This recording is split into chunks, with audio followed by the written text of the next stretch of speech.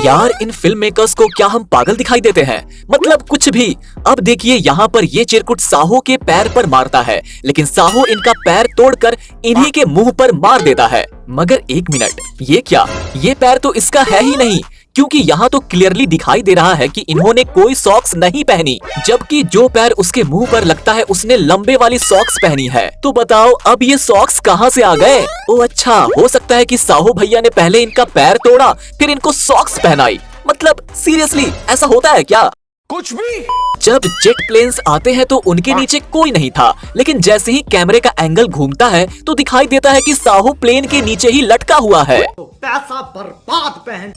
Jeweller का माल उड़ाकर ये बंदा सारे माल को गाड़ी की डिक्की में डाल देता है। लेकिन एक मिनट, इस गाड़ी में तो इतनी बड़ी डिक्की होती ही नहीं है, इसमें तो छोटी सी डिक्की होती है, वो भी टायर के पास। तो बेटा जनता को बेवकूफ समझना बंद कर दीजिए, हम सब जानते हैं। अबे साले। इस मोटे को लेटर मिलता है कि बस एक गोली चलाओ, मैं तुम्हारा सारा बिजली का बिल दे दूंगा। लेकिन एक बार इस गन को तो देखिए, इसके अंदर तो एक भी गोली नहीं है, लेकिन जैसे ही ये ट्रिगर दबाता है तो सच में गोली चल जाती है। अब इन चिरकुट लोगों को देखो, मतलब सीरियसली उनकी शक्ल को देखकर लगता है क्या कि इन्होंने 2000 करोड़ की चोरी की होगी। जैसे ही अशोक भैया उसको मारते हैं तो ये पीछे उड़कर जाता है, लेकिन एक मिनट, ये कैसे उड़ रहा है?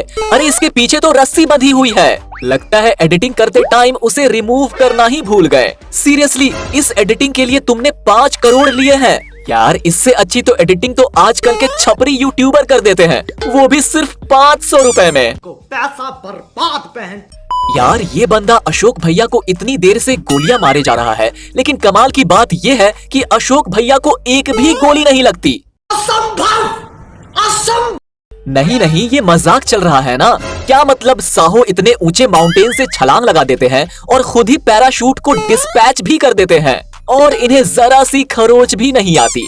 लगता है प्रभास भैया अभी भी बाहुबली के कैरेक्टर से बाहर नहीं आ पाए, तभी तो ऐसा लग रहा है कि हम साहो नहीं बाहुबली देख रहे हैं। अच्छा, इतने दिनों से साहो अशोक बनकर इन सब को उल्लू बना रहा था, लेकिन जब इन्हें पता चलता है तो इन लोगों ने क्या उखाड़ लिया है।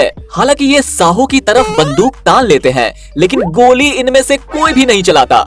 जलवा है हमारा। यहाँ इतनी ऊंची सीढ़ियाँ चढ़कर जाना है, लेकिन अमृता फिर भी हाई हील्स पहनकर आ गई हैं। तभी तो कहते हैं वुमन विल बी वुमन। भाई मुझे तो ये समझ नहीं आ रहा कि ये कैसी गोलियां हैं कि किसी को भी नहीं लगती। अब आप ही देखिए, यहाँ मशीन गन चला रहा है, लेकिन यहीं से प्रभास और श्रद्धा दीदी बच के निकल जाते हैं। ये सब क्या देखना पड़ रहा है? अभी हम देखते हैं कि इस बिल्डिंग के एक साइड पर समुद्र है और दूसरी साइड पर बिल्डिंग, लेकिन जब सोना चोरी करने के लिए बिल्डिंग को तोड़ा जाता है तो ये क्या, यहाँ तो समंदर ही गायब हो जाता है और बस बिल्डिंग ही बिल्डिंग नजर आती है। ये चाचा अपनी चेयर पीछे फेंक देते हैं, लेकिन एक मिनट, ये क्या? जब रॉय अंकल के पास जाता है तो चेयर अपने आप वापस आ जाती है। What the fuck? जब ऊपर से तिजोरी गिरती है तो ये लड़की हिल जाती है और ये अंकल तो हवा में उड़ने लगते हैं। पर ये क्या, ये पीछे वाली लड़की को तो कोई फर्क ही नहीं पड़ता। लगता है ये नारी नहीं पिशाचनी है, पिशाचनी। जब अमृता अंदर एंट्री लेने की कोशिश करती है तो मेटल डिटेक्टिव होने की वजह से मशीन बीप बीप करने लगती है। फिर हमारे अशोक भैया इन्हें कमर से पकड़कर पीछे खींचते हैं और उनका पुलिस का बैच उतार लेते हैं। लेकिन मुझे ये समझ नहीं आ रहा कि पुलिस का बैच आखिर था कहाँ, और अशोक भैया के दोनों हाथ तो अमृता के कमर पर हैं, तो इन्होंने ये बैच उतारा कैसे? बड़ा हरामी हो। वैसे आपको इस फिल्म की कौन सी गलती सबसे भयंकर लगी, कमेंट करके जरूर बताइएगा। साथ ही अगर आपको ये वीडियो पसंद आई है तो इसे लाइक करके हमारे चैनल फिल्मी जासूस को सब्सक्राइब करना ना भूलें। धन्यवाद।